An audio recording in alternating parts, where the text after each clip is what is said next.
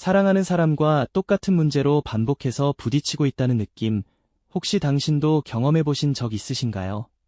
어쩌면 그 대화는 이미 수십 번, 수백 번이나 겪었던 데자비처럼 느껴질지도 모르겠습니다.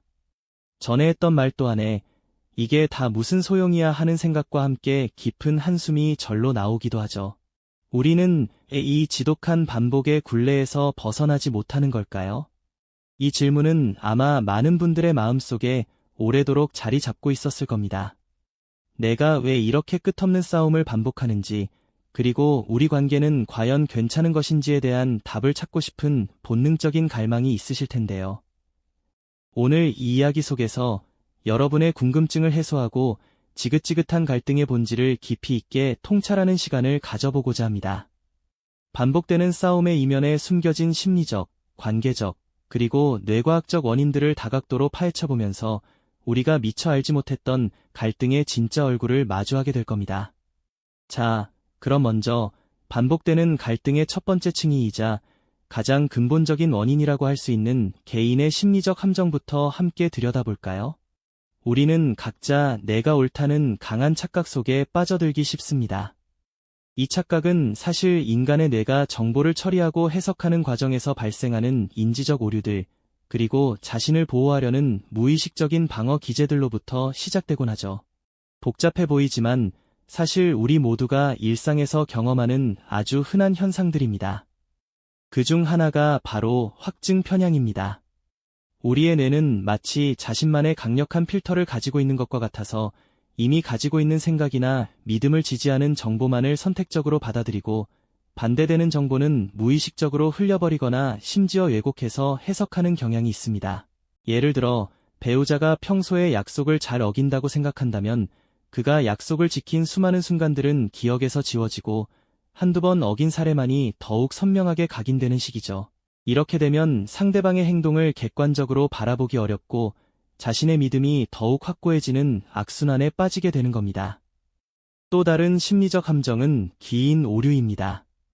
이는 상대방의 행동을 해석할 때 나타나는 독특한 오류인데요. 상대방이 실수를 하거나 부정적인 행동을 보이면 우리는 그 원인을 그 사람의 성격이나 기질 탓으로 돌리는 경향이 강합니다. 원래 저 사람은 게을러, 저 사람은 늘 이기적이야 하는 식으로 말이죠. 하지만 정작 내가 똑같은 실수를 저질렀을 때는 어떻습니까? 어쩔 수 없는 상황 때문이었어. 오늘은 정말 운이 없었어 라며 외부 환경 탓으로 돌리곤 하죠. 이렇게 이중적인 잣대로 서로를 평가하니 갈등이 반복될 수밖에 없는 건 당연한 일 아닐까요? 여기에 더해 우리 안에는 방어 기제라는 강력한 심리적 메커니즘도 작동하고 있습니다. 자신의 자존감을 지키고 상처받지 않기 위해 무의식적으로 자신을 보호하려는 태도인데요.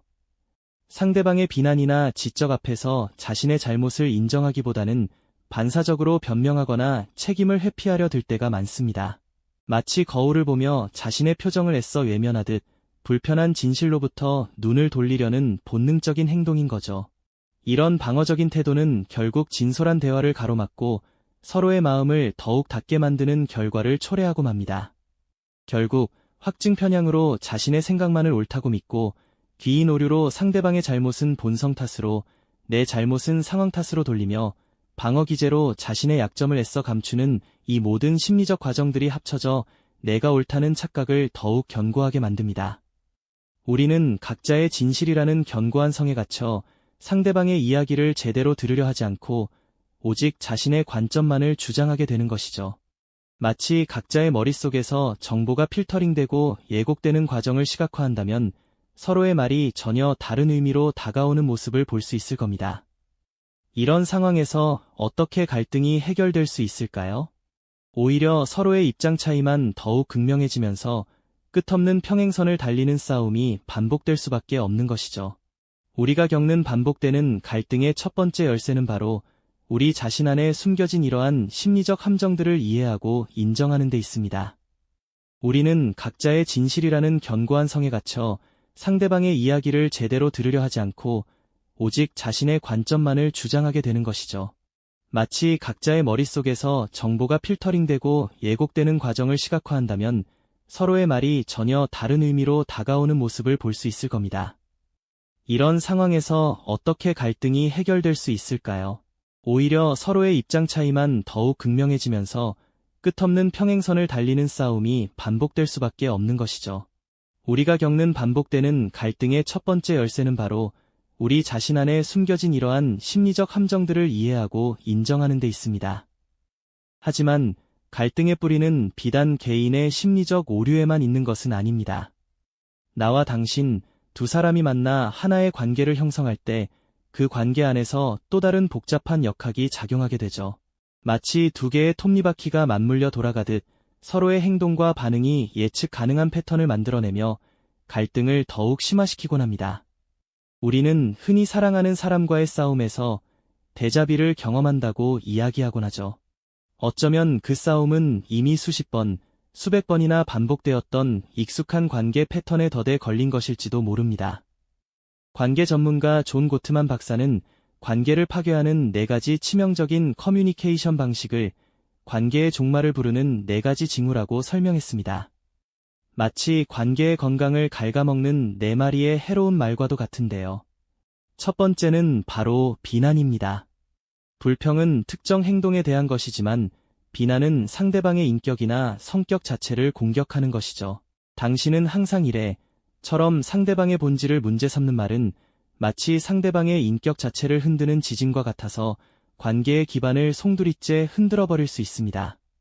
두 번째 징후는 방어입니다. 비난을 받으면 우리는 본능적으로 자신을 보호하려 들죠. 상대방의 지적에 대해 변명하거나 책임을 회피하고 심지어는 상대방을 역으로 공격하면서 당신은 안 그랬어 라고 되묻는 경우가 많습니다. 이는 마치 자신을 보호하려는 갑옷을 입는 것과도 같습니다. 하지만 이 갑옷은 상대방의 이야기가 진정으로 들려오는 것을 가로막고 결국 문제 해결을 위한 어떤 대화도 불가능하게 만들고 맙니다. 서로의 말에 귀 기울이기보다 누가 더 잘했는지, 누가 덜 잘못했는지 따지는 싸움만 반복될 뿐이죠. 세 번째는 경멸입니다. 이 징후는 관계의 4가지 징후 중 가장 파괴적이라고 알려져 있습니다. 경멸은 상대방을 자신보다 낮춰보고 조롱하거나 비웃는 태도, 비꼬는 말투 등에서 드러납니다. 그것도 못해? 내가 뭘 알겠어? 같은 말이나 눈빛은 상대방의 자존감을 무너뜨리고 관계에서 존중이라는 가장 중요한 가치를 사라지게 만듭니다. 경멸은 상대방에게 독설과 다름없어서 관계의 회복을 거의 불가능하게 만드는 독약과도 같다고 볼 수 있습니다. 마지막 4번째 징후는 담쌓기입니다. 반복되는 비난과 방어, 경멸에 지친 한쪽이 결국 대화 자체를 거부하고 감정적으로 철수해버리는 태도입니다. 마치 대화의 문을 쾅 닫아버리고 상대방과의 소통을 완전히 차단하는 행위와도 같습니다. 상대방의 말을 무시하거나 자리를 피하거나 침묵으로 일관하는 등의 행동이 여기에 해당되죠. 담쌓기는 더 이상 관계를 이어갈 의지가 없음을 보여주는 신호처럼 느껴질 수 있습니다. 이는 마치 대화라는 다리가 끊어져 버려 서로에게 다가갈 수 없는 절벽을 마주하게 되는 것과도 같습니다. 이 4가지 징후들은 결국 관계 속에서 비난자 방어자, 가해자 피해자와 같은 고착화된 역할을 만들어내고 이는 다시 갈등을 심화시키고 반복시키는 악순환의 고리가 됩니다. 마치 엉켜버린 실타래처럼 관계의 매듭은 점점 더 풀기 어려워지는 것이죠. 어쩌면 이러한 관계 패턴은 어린 시절부터 형성된 애착 유형이 관계의 밑바탕에 깔려 있을 수도 있다는 거죠. 불안정 애착을 가진 사람들은 관계에서 쉽게 불안을 느끼거나 회피하는 경향이 있어 이러한 갈등 패턴을 더욱 강화시키는 요인이 되기도 합니다. 이처럼 개인의 심리적 함정과 관계의 역학이 얽히고 설켜 반복되는 갈등을 만들어내지만 이 복잡한 관계의 실타래를 더 깊이 들여다보면 우리의 뇌가 보내는 본능적인 신호들이 있다는 사실을 발견하게 됩니다. 말다툼이 격해질 때 이성적인 판단이 흐려지고 감정이 폭주하는 경험 다들 있으실 겁니다. 여기에는 우리 뇌의 아주 오래된 생존 본능이 깊이 관여하고 있죠. 네, 맞습니다. 우리가 사랑하는 사람과 논쟁 중에 이성을 잃고 감정이 폭주하는 그 순간 우리의 뇌 속에서는 마치 비상벨이 요란하게 울리듯 아주 원시적인 생존 스위치가 켜지는 겁니다. 평온했던 대화가 한순간에 격렬한 말다툼으로 변할 때 우리 뇌의 한 부분이 마치 불이 났을 때 경보기가 요란하게 울리듯 격렬하게 반응하기 시작하죠. 바로 편도체라는 곳입니다. 뇌 깊숙이 자리 잡은 아몬드 모양의 이 기관은 우리를 외부 위협으로부터 보호하는 파수꾼 역할을 하며 위험을 감지하면 즉시 온몸에 비상사태를 선포하고 모든 신경을 곤두세우게 만들죠. 말다툼이 격렬해지고 상대방의 목소리 톤이 높아지거나 표정이 싸늘하게 굳어질 때 우리의 편도체는 이러한 신호들을 단순한 언쟁으로 받아들이기보다는 마치 자신에게 직접적인 위협이 다가오는 것처럼 인식하게 됩니다.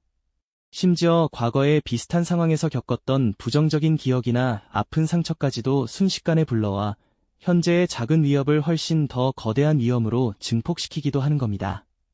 그러면 우리 몸은 순식간에 싸우거나 파잇, 즉 맞서 격렬하게 반박하거나 비난을 쏟아내고 도망치거나 플라잇, 즉 그 자리를 피하거나 대화를 회피하고 아니면 아예 얼어붙는 프리즈, 즉 침묵하거나 몸이 굳어버리는 이 세 가지 원시적인 반응 중 하나를 선택하도록 준비태세를 갖춥니다. 마치 눈앞에 맹수가 나타나 생존이 위협받는 절체절명의 순간처럼 우리의 몸과 마음은 이성적인 판단 대신 오직 생존만을 위한 비상 모드로 전환되는 것이죠. 이러한 생존 모드에서는 논리적 사고와 감정 조절을 담당하는 뇌의 전두엽은 마치 전원이 갑자기 끊긴 컴퓨터처럼 제 기능을 하기가 매우 어려워집니다. 그래서 우리는 감정에 휩쓸려 나중에 돌이켜보면 내가 왜 그런 말을 했을까? 왜 그렇게 행동했을까? 하고 깊이 후회할 만한 말이나 행동을 저지르게 되는 경우가 많습니다. 합리적인 판단이 흐려지고 본능적인 감정이 폭주하는 이 순간의 행동들은 사실은 우리가 의식적으로 통제하기 어려운 뇌의 아주 오래된 생존 반응 때문이었다는 것을 이해하게 됩니다. 이러한 뇌의 본능적인 생존 반응은 사실 오랜 진화의 역사를 통해 우리 몸에 깊이 각인된 것이기에 우리가 의식적으로 통제하기가 매우 어려운 영역에 속합니다. 특히 과거에 비슷한 갈등 상황에서 깊은 상처를 받았거나 특정 유형의 심리적인 트라우마를 겪었던 분들의 경우에는 이러한 편도체의 반응이 훨씬 더 민감하고 과도하게 나타날 수 있습니다. 마치 작은 불씨에도 순식간에 폭발할 준비가 된 화약고처럼 사소한 자극에도 뇌의 경보 시스템이 비정상적으로 과민하게 작동하는 거죠. 상대방의 무심한 한마디나 작은 표정 변화가 과거의 아픈 기억을 건드려 순식간에 통제 불가능한 격렬한 감정의 소용돌이 속으로 우리를 끌고 들어갈 수도 있다는 겁니다. 이처럼 우리가 사랑하는 사람과 똑같은 문제로 반복해서 싸우게 되는 이 지독한 굴레는 단순히 개인의 성격 차이나 대화 방식의 미숙함만을 이야기하는 것이 아닙니다. 그것은 개인 내면의 인지적 오류와 자신을 보호하려는 확증 편향, 관계 속에서 고착화된 비난과 방어, 경멸, 담쌓기와 같은 파괴적인 소통 패턴이 복합적으로 작용하고 있는 것이죠. 나아가 우리 뇌 깊숙이 자리한 원시적인 생존 본능까지 이 모든 요소가 마치 복잡한 거미줄처럼 얽히고 설켜 갈등의 거대한 얼개를 만들어내는 겁니다. 마치 거대한 빙산이 바다 위에 떠 있는 것처럼 우리가 눈으로 보고 이해하는 갈등의 표면 아래에는 훨씬 더 깊고 복잡한 심리적, 관계적, 그리고 뇌과학적인 원리들이 거대하게 숨어 있는 겁니다. 결국 반복되는 말싸움은 단순히 누가 옳고 그른가를 따지는 시시비비의 문제가 아니라는 사실을 깨닫게 됩니다. 그것은 우리 인간이 가진 인지적 한계와 관계의 역학, 그리고 뇌의 오래된 생존 프로그램이 복합적으로 작동하며 만들어내는 어쩌면 피할 수 없는 인간 조건의 한 단면이라고 볼 수 있습니다. 이 복잡하면서도 심오한 진실을 마주하는 순간 우리는 자신과 상대방을 향한 불필요한 비난의 시선을 잠시 멈추고 이것은 우리의 내면과 관계, 그리고 뇌가 만들어내는 복잡하고 다층적인 현상이라는 새로운 이해의 지평을 열게 되는 거죠. 이 깊은 통찰 앞에서 잠시 압도될 수도 있지만 동시에 이 지독한 반복의 고리를 끊어내고 서로를 더 깊이 이해하며 한층 더 성숙한 관계로 나아갈 수 있는 희망적인 실마리를 발견하게 될 겁니다. 이 영상이 도움이 되셨다면 좋아요와 구독 부탁드립니다. 여러분의 응원이 제게 큰 힘이 됩니다. 다음 영상에서도 더 유용한 정보를 공유하겠습니다. 감사합니다.